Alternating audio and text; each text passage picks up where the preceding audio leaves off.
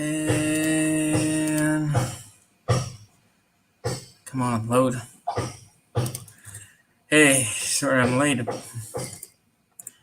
but work is work, and I had a lot of stuff to do. I had to improvise a lot of stuff, life. Anyways,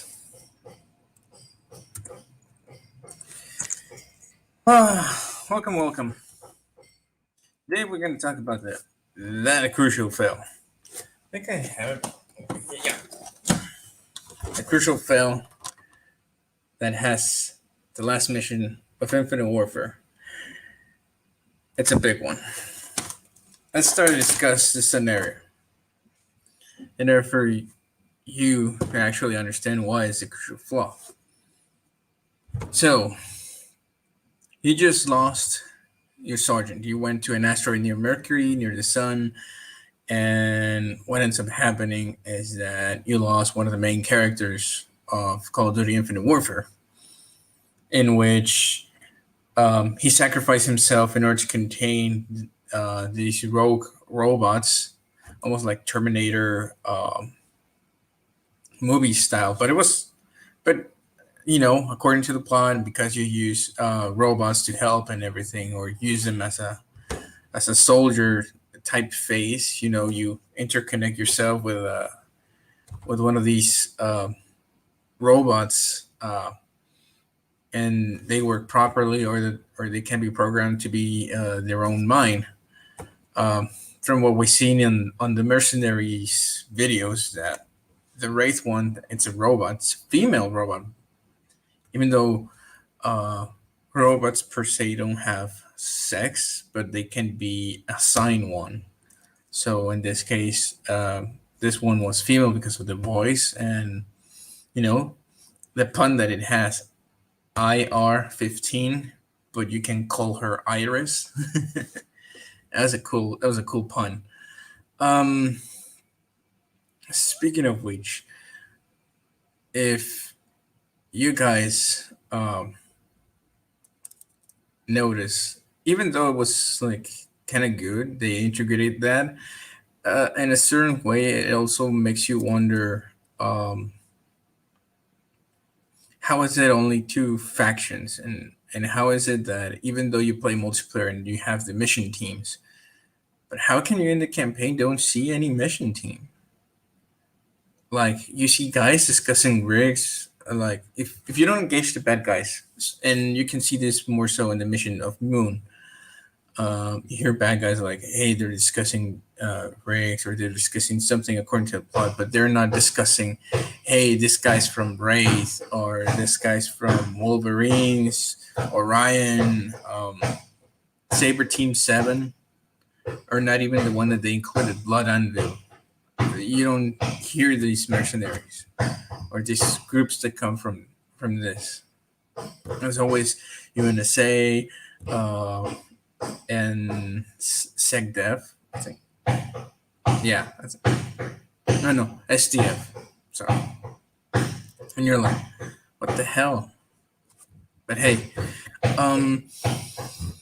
well, going back, so you just lost your sergeant of the Marines, and now you had to assign a new one, and you do so, and you're like, well, we gotta hit him back. So how do we do it? It's like, we have one of their prisoners, and we have intel that one of the prisoners has like a beacon to signal the all clear. He has it inside his body, and then Reyes tells, hey, we're gonna use him. We're gonna move the beacon and the guy that has the beacon to the main batteries by taking control of the big cannons. I think it was Atlas. Yeah, the Atlas guns. In order for it to signal the all clear, so when the Olympus Mons arrives, you destroy the Olympus Mons. And you're like, well, it sounds good, except this is the crucial flaw. and we're going to discuss it later on, but let's finish how the mission progresses. So you do that, you transport this guy that has a transponder within his body, and it's like, oh, they're waiting on the operating room here in the facility near the Atlas guns. And the transport fails. You have to, he escapes. You have to chase him, but then he corners you. He destroys the beacon before, no, after he destroys the Atlas guns, and then uh, he, he destroys the beacon. He kills himself. Um, the Olympus Mons arrives. Your plan fails, so you have to board the Olympus Mons through your Jackal in a suicide, almost like suicide run. You know, kamikaze. You just run, but then eject at the last minute in order for you to be able to enter the Olympus Mons hangar. You take over the Olympus Mons in a daring mission and everything, and then you take the Olympus Mons to try to destroy the dry docks that they have in Mars in order to build their own fleet. You destroy some of the carriers, but you don't destroy the dry docks. You fall into Mars with the survivors you have. You make a plan in order for you to destroy the dry docks, and you do it. But there's only 4 survivors of the entire Retribution crew. So, and you die. Like, you die. The robot Ethan dies in the mission. Like, everybody's starting to die. The only ones that survive is Lieutenant Norris Salter, Sergeant Brooks, and other 2 guys, 2 nameless guys. So in the end, it's like, well, that's a lot of people, but they have a crucial flaw on the plot. They even intelligence, even the admiral, um, Admiral Rains, didn't have the plan properly studied. It's like, oh, we approve it. And it's like, what? Did you just hear yourself? How fucked up the plan is? It's not even well thought out. It was on the fly, and there were some crucial details that were have to be done. It's like, if you have a person that has a transponder within him, what you do is actually either you take, yeah, because it's, if you kill him, the transponder detects that he's dead. But what you could have done, because we see he takes out the transponder and he destroys it in order to signify. So you could have actually operated him in prison, take out the transponder, take that transponder um, into the near the Atlas guns, destroy the transponder there. The Olympus Mons comes in. The Atlas guns fire at the Olympus Mons. They lost their flagship. The whole Retribution is on standby to actually, be the last defense of Earth in order for them to actually rebuild their fleet as quick as possible in order for them to destroy the dry docks of, or you can carry out like, hey, we need to destroy the dry docks of Mars. So like a last mission, sacrificing everyone, because at that point it's all or nothing. It's like, yeah, we defeated the Olympus Mons, but we don't have. It's like the Retribution is the only thing that we have in order for us to be protected. It's like, you still have the Atlas guns, so that's that. And let's say the SDF destroys the Atlas guns while they're firing at the Olympus Mons. The Olympus Mons already has taken damage. So what ends up happening, the Retribution just comes in and finishes the job with jackals and everything, even though they destroyed or they damaged heavily the Olympus Mons, and they destroyed the Atlas guns. That's one crucial flaw that actually, and I detected it when it was on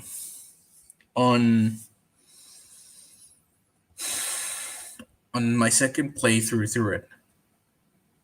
I saw that flaw and was like, why don't you take the transponder off this guy and take it over there? The guy's in prison. He won't be able to tell anyone. They would just think it's a normal rendezvous. That's it. He it would be stupid. But and I saw it and I was like, oh, everything was going good until I saw it on my second playthrough. I was like, yeah, they didn't think this one through.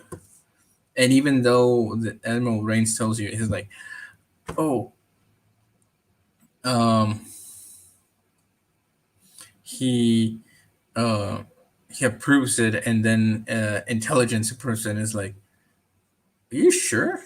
Intelligence wouldn't have approved it. Somebody would have pointed out the obvious. It's like, hey, why don't we take the transponder off this guy and just deliver the transponder over here near the ambulance guns? Straight there, he'll rise and.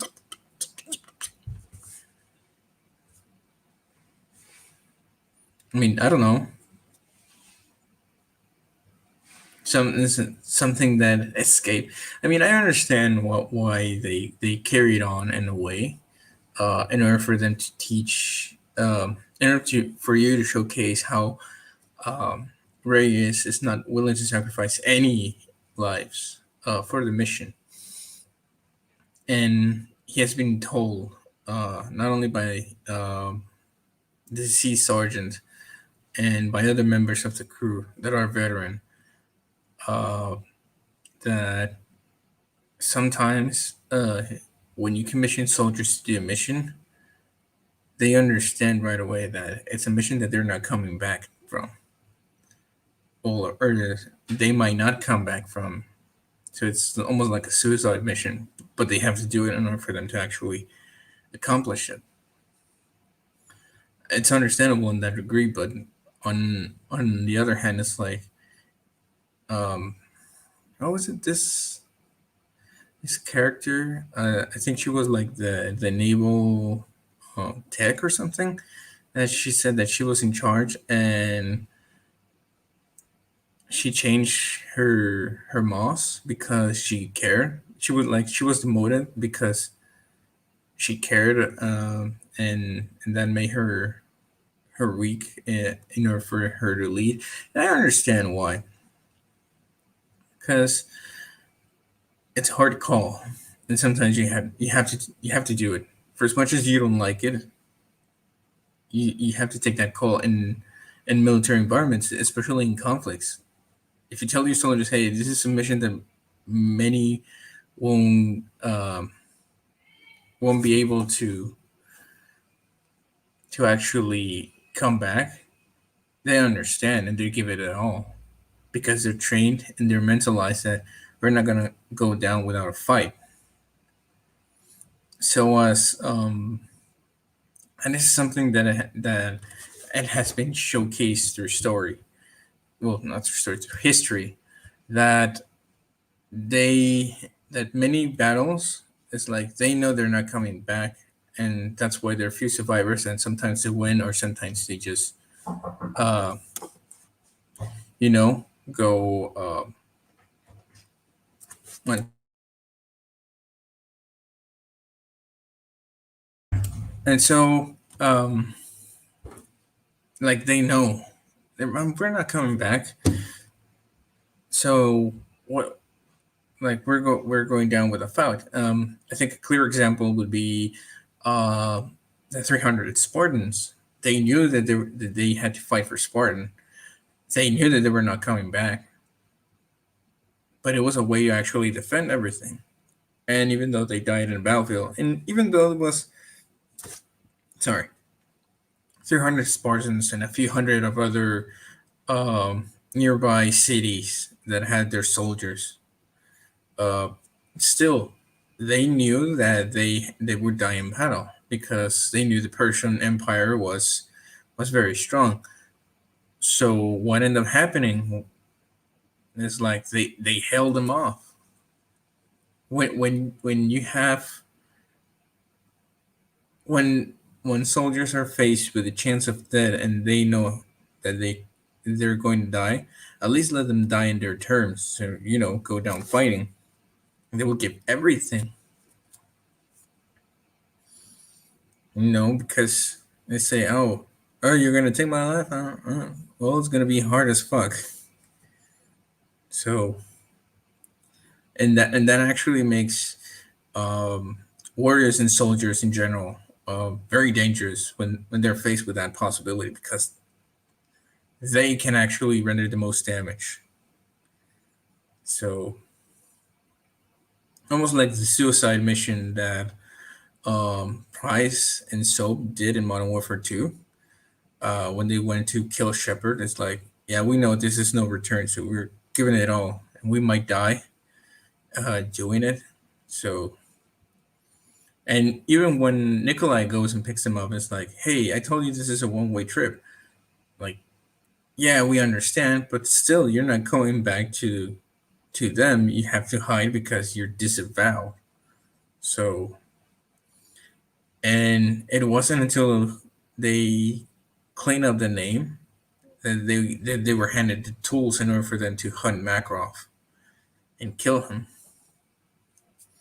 But yeah, that was a very crucial flaw on going back to Infinite Warfare. That was a crucial flaw because that would have changed everything. That would have changed how the plot goes, and it would indicate that yeah, he won't make the hard call, but at least he's smart enough in order for him to plan the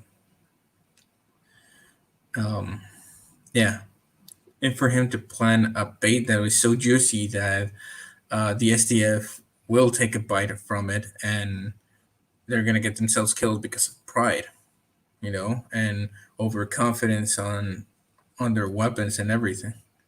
That would have been very interesting to see that they take the device, destroy it near the Atlas guns, and then the Olympus Mons arrives and it's blasted by the Atlas guns. And even though the SDF destroys them through remote detonation, the Olympus Mons would be so damaged by that point in time, or even destroyed. So one flagship down and the Iron Defense is down, but still, hey, it would have been interesting because then it's like, oh, we kill him and uh, Jon Snow to play the bad guy, uh, Kit Harington actually, yeah. Fuck you, season 8. Fuck you, season 8 of Game of Thrones. That's why I prefer Tolkien. And anyways, going back to it, that would have been interesting. You know, that would have made it a whole lot easier, and it would have been an interesting thing to see the last 2 to 3 missions um, on how the retribution, how Regis would have operated. Because hey, he made a smart move, even though he has a lot of care about his soldiers.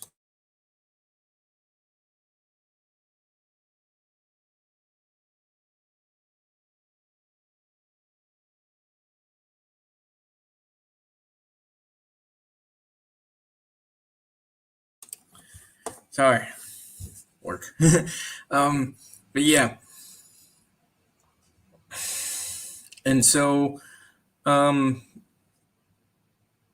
it would have been interesting because then the retribution would have made it like, you know, go into the dry docks, have this mission, have this payload delivered, destroy the dry docks, like how you can, even if the retribution suffer a lot of damage, but at least it's like uh, it would have been cool, or use the retribution as a diversion while Swallow Jackals goes in and delivers a payload to destroy the dry docks, and even though um, the retribution would have taken damage and they couldn't have escaped, it's like Reyes would be like but then he was like, they would tell him, hey sir, just like, don't worry sir, we're gonna are gonna sacrifice for the good of Earth, and they go and slam themselves into the dry docks to completely finish it or damage the tower in Mars. And even though Reyes would have like, hey, we need like survivors and everything, it's like, no, go back, and they go back, and he would have been pissed off that he lost a lot of lives, but he would have been reminded, like, I don't know, a character would slap him or punch him in the face and say, hey, they knew what they were in for, and they did it gladly. Huh? I mean, think about it. Like the guy. But think about it. It actually makes sense. It would actually make it more impulsive that in the next game, he would have had, if they would have actually made Infinite Warfare 2. It would have been Reyes now understanding that not many can come back. But hey, we got, and I'm not complaining about the campaign. I'm just saying, hey, that's a crucial flaw uh, on the planning of of the UNSA on regards of that mission. I'm not saying that it was bad. It was good because it actually showcased that uh, because they were desperate, they oversaw this flaw, this crucial flaw, and because of it, it costs lives. But in the end, it worked. It made it in a way of a stalemate. So, hey, Shuni, sorry I was late at work. You know how it is. Um, but yeah, I'm not complaining about the campaign. I'm just pointing a crucial flaw of the planning that they had for that last mission. But hey, no, this is not the one from Kevin Spacey. It's not. It's not. This is Infinite Warfare, not Advanced Warfare. This is space, not uh, not Earth. Uh, but yeah, I mean, I enjoyed the campaign, and I understand. Like I said, because they were desperate, they overlooked this flaw, and it happened the way it happened, and it was so good because it teaches you lessons in combat and everything. Just my only thing is like if they would have figured out that taking out the device from that guy, bring it near the tower, near the Atlas guns, destroy it there. The Olympus Mons comes in. They shoot at the Olympus Mons, and even if the Olympus Mons survives because the SDF destroys the Atlas guns while they're firing, but at least you generate enough damage that it cannot escape, and the retribution can come in and just finish the job. So it would have been very, very, very interesting, to see how it developed later on. I'm like I'm saying, I'm not complaining about the campaign. I'm just saying, but yeah, I understand they're too desperate. They overlook this, and it was still a great campaign. It's just I saw it on my second playthrough, and I was like, that's a planning flaw that is gonna that ramificates on what we see in the campaign. Like how different would have been to just take the device and do all that stuff that I just mentioned. But hey, at least at least here we see a difference. We see the difference between good writing and bad writing. Here we started to see good writing starting to come back again. But what happened? World War II happened, and Sledgehammer, out of ideas, they say, hey, why don't we grab the movie Saving Private Ryan uh, plot in a way and go put it in a video game? We had hear a little bit of different elements and say, oh, this is new gameplay. When in reality, we've always had stealth missions. It's just here they were carried out like how to put it? Mm, they were carry out like Hollywood type instead of how it should be in World War II. So I think they ask a lot of creative ideas from Michael Bay. So and we saw that in Black Ops 4. There was no campaign. We come back to Modern Warfare 2019, and it has an awesome campaign.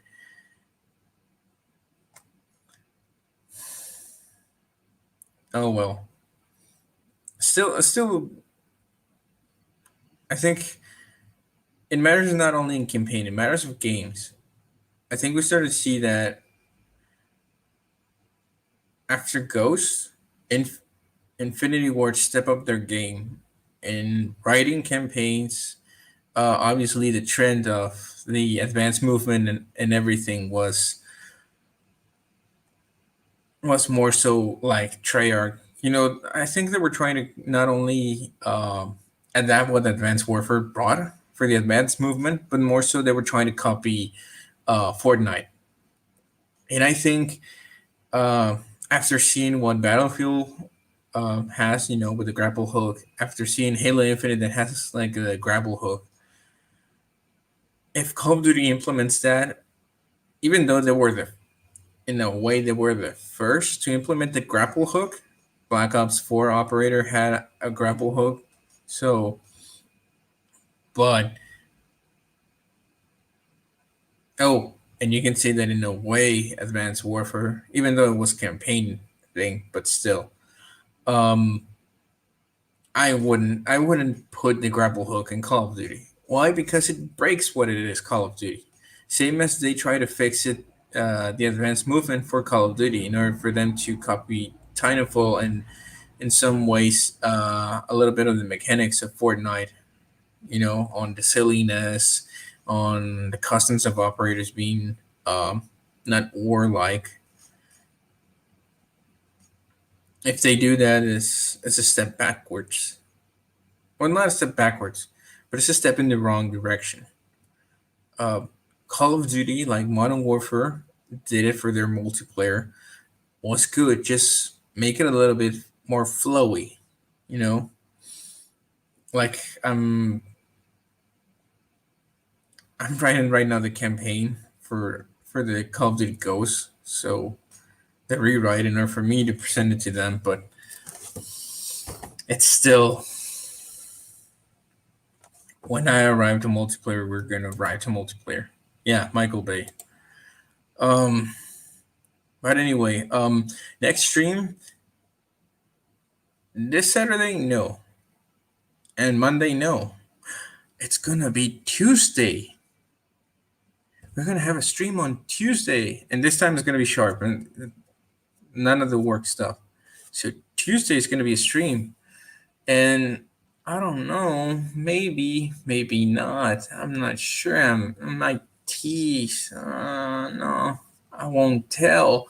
There might be a special guest coming in over here because we're going to discuss something, even though it's Call of Duty related, but we're going to discuss it.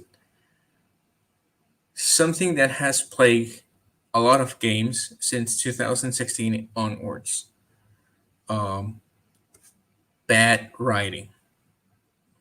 Because some multiplayer games that are open world, MMORPG,